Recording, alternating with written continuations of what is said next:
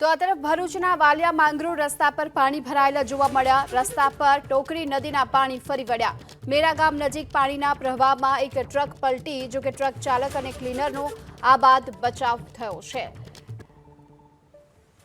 તો વાલિયા માંગરોળ રસ્તા પર હાલ સતત પાણી જોવા મળી રહ્યા છે અને ટોકરી નદીના પાણી રસ્તા પર ફરી વળ્યા અને મેરા ગામ નજીક પાણીના પ્રવાહમાં એક ટ્રક પલટી ખાઈ ગઈ। સદનસીબે જો કે ટ્રક ચાલક અને ક્લીનરનો આ બાદ બચાવ થયો છે।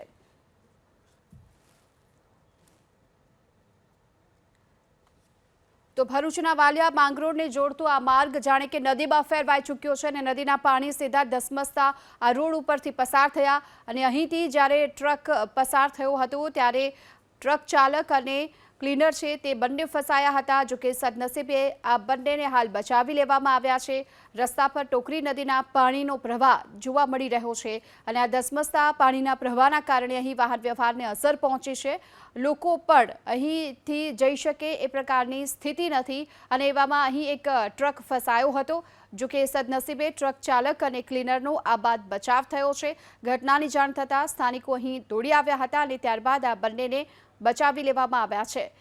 તો રસ્તા પર ટોકરી નદીના પાણીએ સામ્રાજ્ય જમાવી દીધું છે અને તેના કારણે આ રસ્તો બંધ થઈ ચૂક્યો છે।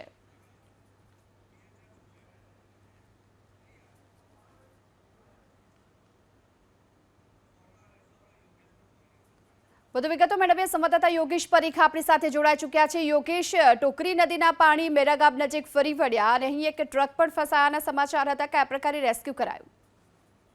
જી બિલકુલ, ભરૂચ જિલ્લામાં જે વરસાદ છે અને તારાજી સર્જી છે, સૌથી વધારે અસર વાલિયા અને નેત્રંગ તાલુકામાં જોવા મળી રહ્યું છે, જ્યાં 14 ઇંચ જેટલો વરસાદ ખાબક્યું છે। વરસાદના જે પાણી છે એના કારણે નદી નાળા ઉભરાઈ ગયા છે અને જે કીમ નદી છે એના કારણે જે વાલિયાથી સુરત જવાનો જે માર્ગ છે, માંગરોળ થઈને જે સુરત જવાનો માર્ગ છે એની ઉપર પાણી ફરી વળ્યા છે। જે મુખ્ય માર્ગ છે એની પર પાણી આવી જતા વાહનો અટવાયા હતા અને એક જે ટ્રક છે એ પણ પાણીમાં વહેતા વહેતા બચી ગઈ અને જે ટ્રકનો ડ્રાઈવર અને ક્લીનર છે એમનો આબાદ બચાવ થયો છે।